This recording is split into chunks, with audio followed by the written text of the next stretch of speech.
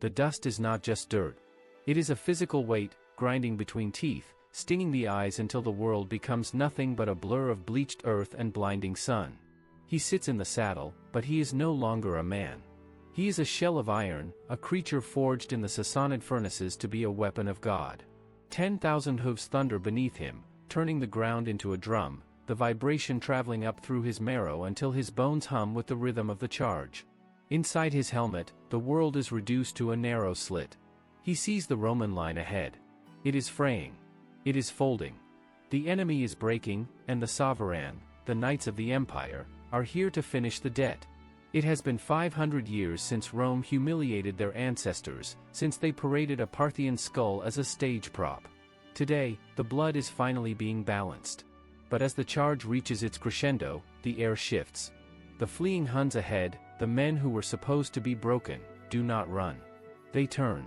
They do not move with the chaotic scramble of panic, they move with the cold, rhythmic precision of a heartbeat. Composite bows appear in their hands like a magician's trick, and for the first time, the knight inside the iron mask realizes that he is not the hunter. He is the meat. The ground did not just tremble, it groaned. The Sassanid cataphract felt the pressure of his armor, a second skin of scale and mail, pressing into his chest. It was a suffocating, heavy embrace, designed to turn a human into a pillar of indestructible force. His horse, a Nicaean beast bred on the plains for power rather than speed, moved with a rolling, unstoppable gait. Each step was a commitment. There was no going back once the weight of 10,000 riders shifted forward. Inside the narrow slit of his steel visor, the world was filtered into streaks of color. The tan of the parched Mesopotamian earth. The blinding white of the midday sun. The shimmering, heat-distorted outlines of the Roman line ahead. He could taste the grit. It was the taste of the desert, dry, metallic, and ancient. It coated his tongue and reminded him that he was riding into a graveyard of empires. The Romans were not just standing, they were trembling. Their Hunnic auxiliaries, the light skirmishers who should have been the first line of defense, had already bolted. They were riding hard for the horizon, their backs bent, their movements frantic. To the cataphract, this was the familiar script of victory. He had been trained to believe that Rome was a ghost, a shriveled, dying remnant of a greatness that had long since surrendered its spine. He leaned into the Contus, the 12-foot lance braced against his side. The wood was ash, stripped and smoothed, tipped with iron sharp enough to pierce the thickest Roman shield. Around him, his brothers in arms were a wall of iron. There was no conversation. There was only the collective intake of breath, the sound of labored breathing inside metal helmets, and the rising, hypnotic roar of 10,000 horses finding their stride. He looked toward the Roman flank. He saw the infantry swaying. They looked like wheat caught in the path of a storm. He did not know that he was riding into a trap. He did not know that the man behind the Roman line, a quiet, 29-year-old general named Belisarius, was not watching them with fear. He was watching them with the clinical, detached eyes of a butcher. He was waiting for the exact moment to snap the bone. The charge was relentless, a masterpiece of momentum, moving at 30 kilometers an hour across a landscape that seemed empty, but was, in truth, a carefully prepared slaughterhouse. Stay with us till the end for valuable insights. Like, subscribe, and share to support the channel. The Roman army stood on a plain that looked flat but lied. To the eyes of the Sassanid knights, the land was a simple stage for a charge. To the Roman command, the ground was a ledger, and the account was 500 years overdue. The year was 53 BC. The location was a scorched stretch of desert near Carrhae. That was the day the wound opened. Marcus Licinius Crassus, the richest man in Rome, had marched his legions into the jaws of a Parthian trap. He had been a man who believed that if he could pay for an army, he could buy victory. He was wrong. The Parthians had waited for him with a baggage train of 1,000 camels loaded only with arrows. They had turned the Roman pride into a pincushion. When the dust settled at Carrhae, 20,000 legionaries lay dead. 10,000 were marched into the dark, into the city of Merv, never to be seen by the light of Rome again. But the true scar was not the loss of the army, it was the theater. The Parthians had cut off the head of the Roman consul and used it as a prop in a Greek play. The audience had watched a man's skull be waved in the air while they applauded. That laughter had haunted the Roman mind for 5 centuries. It was a sound that didn't die. It echoed through the reigns of Trajan, Severus, and Julian the Apostate. Every time a Roman general marched east, he was trying to wash that memory out of his blood.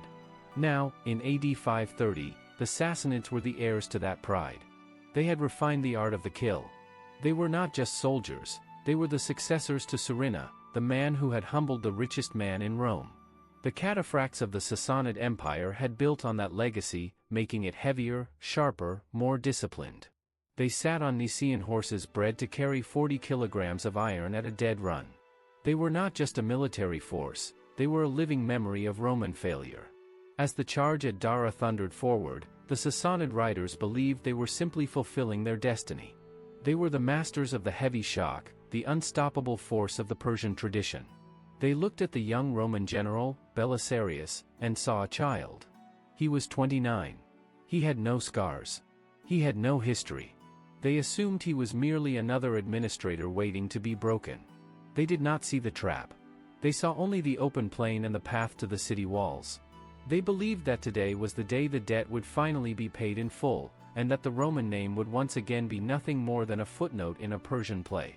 The Roman line did not break. It breathed. As the Sassanid wall of iron closed the final 100 paces, the Hunnic horse archers, who had been falling back in apparent terror, stopped. There was no signal, no trumpet, no shout, no frantic gesture.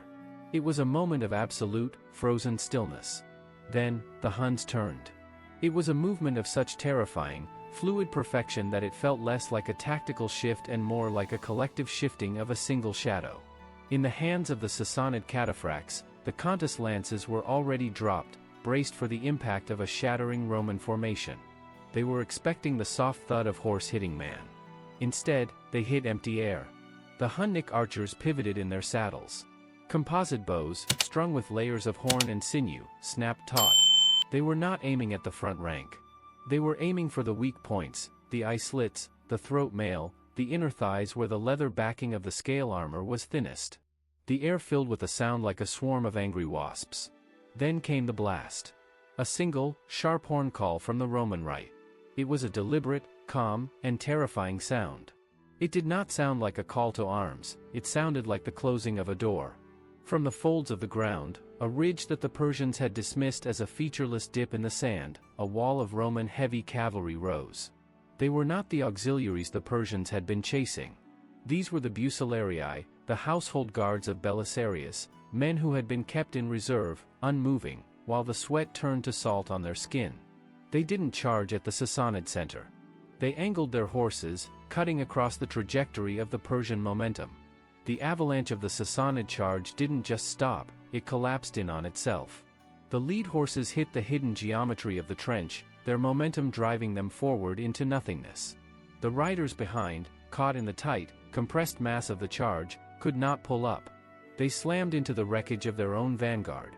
It was a nightmare of kinetic energy. 700 kilograms of horse flesh and 40 kilograms of iron, hitting a wall at 30 kilometers an hour. The sound changed then. The roar of the thunderous charge vanished, replaced by the wet, sickening crunch of bone snapping and the scream of animals realizing they were trapped. The cataphract, who only moments ago had been the hunter, suddenly found himself buried under the weight of his own armor, trapped in a hole that hadn't existed at dawn. Belisarius did not look at the carnage. He looked at the landscape. To the historian Procopius, who stood at his side with a stylus and wax tablet, the scene was chaos. To the general, it was a geometry problem finally reaching its solution. The trenches were not just holes, they were a funnel. Belisarius had spent the night before the battle pacing these lines, his hands behind his back, measuring the shadow of the sun and the softness of the soil. He had turned the plain into a machine designed to strip an army of its greatest strength, its forward momentum. The Sassanid formation was now a pile of steel. The Immortals, the elite guard founded by Cyrus the Great 1,000 years earlier, were trying to salvage a charge that had already turned into a massacre. Their gold-tipped spears, the badges of their status, were now merely sticks getting in the way of their own movement. A man in 70 pounds of scale mail cannot fight in a ditch. He can only suffocate. The Heruli warriors, the Germanic tribesmen who fought with their chests bare to prove their worth, were the ones who finished the work. They moved through the confusion of the trench with a cold, terrifying efficiency. They did not fight like soldiers, they fought like technicians. They stepped over the thrashing legs of dying horses, their long sax knives in hand, searching for the gaps in the Persian armor. Procopius recorded the sound of it later, but in the moment, he only watched. He saw a Heruli warrior kneel on the chest of a fallen Persian noble, calmly peel back the steel faceplate, and deliver a clean, decisive blow to the eye. It was done without rage. It was done without hesitation. It was the work of someone who understood that the battle had been won not by the number of men, but by the placement of the dirt. Perozes, the Sassanid commander, watched from a ridge half a kilometer away. He stood in his stirrups, his hand tight on the silk of his personal lion banner. He had arrived that morning expecting a triumph that would wash away the shame of 5 centuries. He was instead watching his finest men be dismantled by a general who had not even bothered to raise his voice. The Roman line, behind the trench, remained perfectly, maddeningly still. They were not cheering. They were waiting. They were a razor blade kept in its sheath, and the Persian army was simply bleeding itself dry against the edge.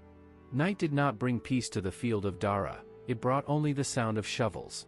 While the Sassanid camp echoed with the shouts of noblemen debating whether to break camp or launch a desperate, last-ditch assault with elephants, the Roman side was a graveyard of silence.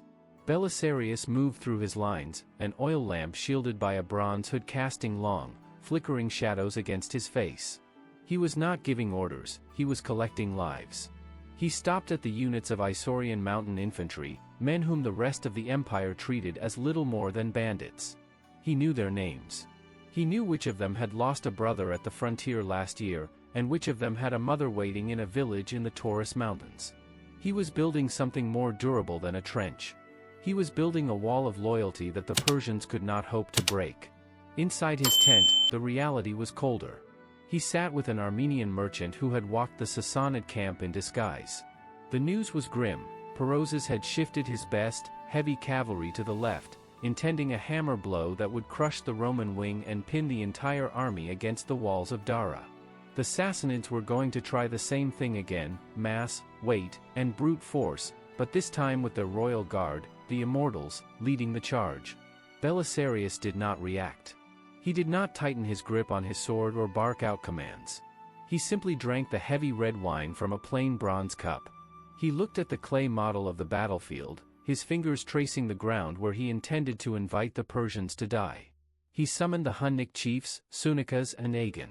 He didn't speak of glory. He spoke of solidi, of golden apples, of silk tunics, and of horses worth the price of a village. He was a lawyer general, he understood that loyalty was a currency. He negotiated the price of their lives before the sun could even dream of rising.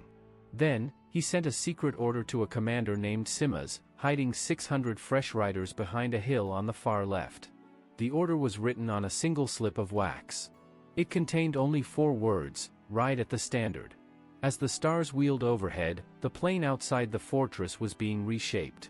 There were no torches. The diggers worked with bandaged palms, the cloth muffled the bite of the picks into the hard-packed earth. They were burying the future. By the time the first gray light of dawn touched the horizon, the earth looked undisturbed. The trap was set. It was a geometry of death, measured out in the dark, waiting for a proud man to come and claim his own destruction. The second morning broke in a gray, suffocating mist. The air was heavy, the kind of silence that precedes a storm. When the sun finally cleared the ridge, it revealed the Sassanid line, a shimmering wall of iron stretching for a kilometer. The Immortals were there. The gold apples on their spear butts caught the light, throwing back 1,000 blinding suns. Perozes had abandoned subtlety. He had bet everything on the weight of 10,000 riders smashing through the Roman wing. The Huns ran.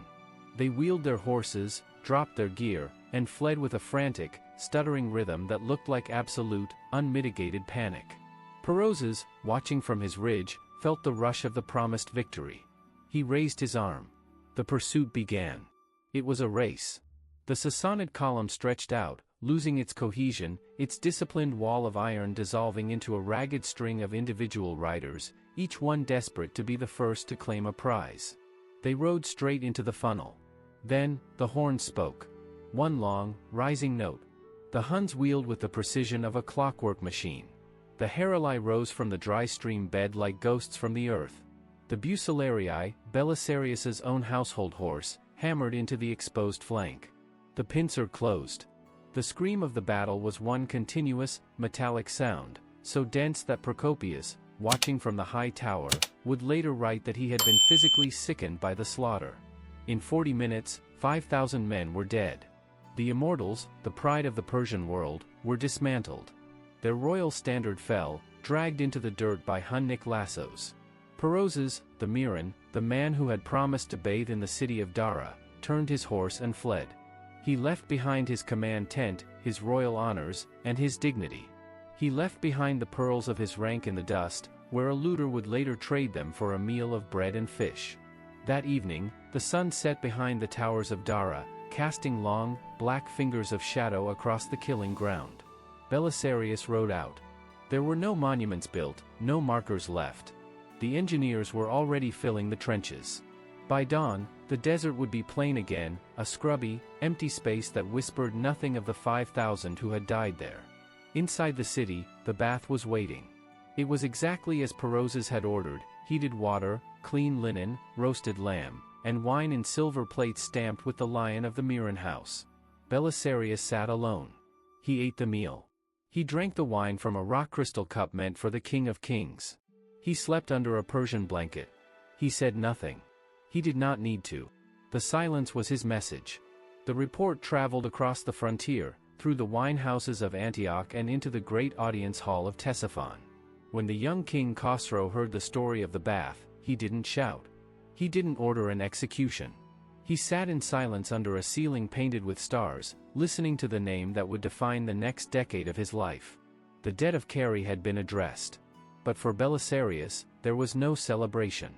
There was only the quiet mind, already looking toward the horizon, toward the west, and toward the next city he would take for an empire that refused to stay buried. He was 29. The world was just beginning to understand what a predator with a quiet voice could do to an army that thought it was a storm. If you enjoy dark untold history, subscribe because we uncover what others won't.